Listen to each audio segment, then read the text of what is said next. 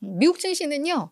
뭐 아주 뭐 화창하지도 그렇다고 아주 뭐 흐리지도 않았습니다. 보합권 혼조세로 마감을 했는데 어제 저희가 2월 CPI가 생각보다 높게 나왔음에도 불구하고 시장이 많이 올랐어요. 그러니까 소화를 정말 잘한 거죠.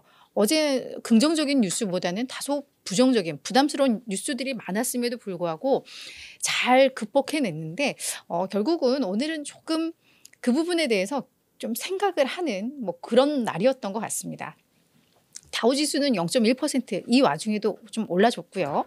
S&P 500과 나스닥 지수는 각각 0.2%, 0.5% 하락을 했습니다. 시장에서는 이제 점점 기준금리 인하에 대한 기대감을 낮추고 있는 분위기들이 나오고 있습니다. CPI 지표를 딱 보고 시장에서 그 충격으로 막 급락하거나 이러지는 않았습니다만 여전히 그 AI에 대한 기대감 때문이겠죠. 그럼에도 불구하고 생각보다 연준이 금리를 공격적으로 인하할 수는 없겠다. 지금의 인플레이션 상황들을 봤을 때 아마도 당초에 연준에서는 점도표를 통해서 올해 한 3번의 금리 인하 가능성을 시사를 했는데 이게 이번 점도표 때 2번으로 줄어들 수도 있겠다. 연준 인사들은 그렇게 생각을 할 수도 있겠다라는 인식을 시장에서 하기 시작을 했습니다. 그래서 실제로 시장 참여자들도 처음에는 뭐 점도표상 3번 보자마자 이거는 아니야, 더 할 거야, 막 6번 인하할 거야, 뭐 이런 기대감이 있었다가 그게 이제 점점 줄고 있죠. 그래서 저희가 어제 얘기했을 때만 하더라도 지금 시장 참여자들은 한 4번 정도의 금리 인하 점치고 있다라고 했는데 이게 밤새 또 3회 정도로 줄어들었습니다. 그러니까 시장에서는 금리 인하 기대감을 점점 낮추면서 적응을 하고 있다라고 좀 보면 될 것 같아요. 그래서 그런 측면에서 오늘 증시는 뭐 나쁘지 않았다라고 좀 보면 될 것 같고요.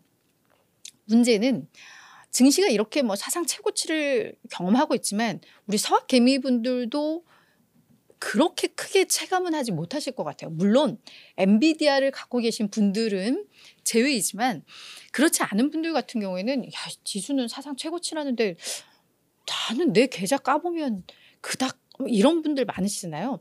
왜냐하면 지금 증시가 쏠림 현상이 강해서 그렇습니다. 그렇기 때문에 엔비디아가 자칫 휘청거리면 시장의 조정이 좀 크게 나올 수도 있을 것 같아요. 그래서 간밤에도 엔비디아가 좀 조정을 받으면서 지수가 전반적으로는 좀 숨을 고르는 그런 모습들이 나왔기 때문에 확실히 이제 시장에 대해서는 약간 또 경계감을 또 갖고 좀 봐야 될 것 같습니다. 그죠? 그래서 오늘은 이제 이런 것들을 많은 것들을 생각하게 하는 하루였다. 이렇게 정리를 하면 될 것 같습니다. 그 밖에 이제 이슈들도 좀 보자면 금리 인하 기대감을 낮추는 건 결국은 또 유가 쪽에서도 나올 수도 있는 것 같아요. 4월 인도분 요 서부 텍사스산 원유 가격이 한 79.8달러까지 상승을 하면서 전일 대비 2.8% 올랐습니다. 지금 뭐 여전히 전쟁 중이에요. 지정학적 문제가 많은데 우크라이나가 계속해서 러시아의 정유소를 공격을 하고 있죠. 드론 공격을 통해서. 근데 간밤에도 한 2곳을 또 공격을 했습니다. 지역은 우리가 뭐 말해도 잘 모르고 뭐 큰 의미가 없지만 뭐 로스네프트와 노보샤흐티스크니라는 정유소를 공격을 했고 하루 전에도 루코일 정유 공장을 공격을 했는데 올 들어서 우크라이나는 러시아 정유소 공격에 초점을 맞추고 있어요. 그래서 러시아 경제에 타격을 주겠다라는 어떤 목표를 정하고 지금 계속 공격하는데 그래서 러시아에서 이 정유를 총 생산하는 그 용량이 지금 그 25%를 차지하는 그 정유소들을 지금 올 들어서 우크라이나가 계속 공격을 하고 있는데 그 드론 공격이 가능한 지역들을 따져보면 러시아 전체 이 정제 용량의 50%에 달하는 정유소들을 공격할 수 있는 지금 그런 상황이라고 해요.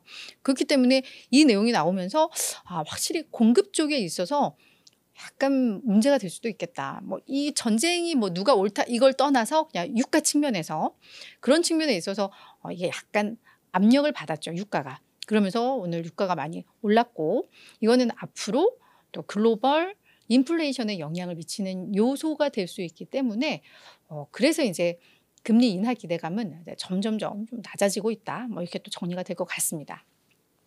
또 하나의 뉴스는요. US 스틸과 관련된 뉴스입니다. US 스틸이 우리 지난해 12월쯤에 일본의 그 신일본 제철, 그러니까 니폰 제철이 US 스틸을 주당 $55에 인수한다라고 하면서 그때 US 스틸 주가가 $39에서 거의 $50까지 완전히 폭등한 적이 있어요. 그래서 지금도 한 40달러 중후반대에서 계속 거래가 됐었는데 간밤에 주가가 13% 밀렸는데요. 그 이유는 조 바이든 대통령이 요 M&A 건에 대해서 약간 제동을 걸 듯한 그런 뉘앙스를 좀 펼치고 있습니다. 그래서 뭐라고 이야기를 하고 있냐면 요 이슈와 관련해서 이제 성명서를 발표할 거다라고 이제 공개를 했는데 그 내용에는 이게 실제 US 스틸이 일본 기업으로 넘어갔을 경우에 매우 좀 위험 요소가 좀 많다. 그래서 이 M&A 건에 대해서 우리가 신중하게 좀 검토를 해야 된다. 뭐 이런 류의 내용이 담길 거라는 게 전해졌습니다. 그러면서 US 스틸 주가가 많이 밀린 건데 이게 실제로 뭐 US 스틸이 넘어갔을 때 뭐 미국의 어떤 철강 산업의 어떤 뭐 충격 이런 것보다는 이게 약간 지금 정치적으로 뭐 이 쓰이고 있다, 이 이슈가라는 해석들이 나오더라고요. 그래서 뭐 약간 뭐 일본의 어떤 정치적 지원, 뭐 이런 차원에서 약간 이게 전략적으로 쓰이고 있다라는 얘기는 있습니다. 그래서 실제로 이 M&A를 막을 생각은 아니고 다른 배경이 있다라는 분석도 나오고 있는데 뭐 이런 이슈가 있었다라는 거 그냥 참고로 아시면 좋을 것 같고요. 그래서 이제 정치적으로 뭔가 이런 뭐 M&A라든가 뭐 이런 이슈들이 계속 약간 발목이 잡힐 수도 있을 것 같아요. 우리가 또 그런 것들도 염두를 하고 봐야 될 것 같습니다. 그리고 이제 또 하나는 틱톡과 관련된 이슈가 있었습니다. 미국 하원에서 틱톡에 대한 통제 법안을 통과시켰다라는 내용인데요. 이게 뭐냐면 이 틱톡은 중국 기업이 소유를 하고 있죠. 이 바이트댄스가 요 틱톡의 모회사인데 미국에서는 이 틱톡이 아무래도 중국 기업이다 보니까 안보에 문제가 있어. 뭐 우리들의 모든 정보를 뭐 얘가 뭐 캐가는 거야. 거의 이건 스파이야. 뭐 이런 식으로 하면서 틱톡 사용 금지를 하자고 하는 목소리들이 뭐 정치권에서 나오고 있죠. 그래서 이제 미국 정부에서는 주장하는 게 바이트댄스 니네 이거 우리 미국 기업한테 팔아. 뭐 약간 그런 상황이죠. 그래서 그 법안입니다. 그래서 매각하지 않을 경우에 우리 미국에서는 틱톡을 사용 금지하겠다라는 법안인데 이게 하원에서 통과가 됐고 이제 상원이 나서 남았는데 상원에서는 의견이 좀 분분한 상황이지요. 그래서 이것도 뭐 틱톡 사용자들이 워낙에 많기 때문에 그래도 좀 관심이 있는 이슈인 것 같습니다. 근데 이게 실제로 틱톡을 계속 정치권에서 흔들어대면 뭐 스냅이라던가 메타, 그러니까 페이스북 이런 게 이제 뭐 수혜를 볼 수 있다라는 내용들이 나오는데 요 내용 뭐 하원 법안 통과 요 내용은 있었지만 뭐 스냅은 한 1% 정도 올랐고 메타는 또 1% 정도 내렸어요. 그래서 뭐 그 영향은 아니었겠지만 요 이슈도 미국 안에서는 꽤 관심사다. 이렇게 좀 알고 넘어가면 좋을 것 같습니다.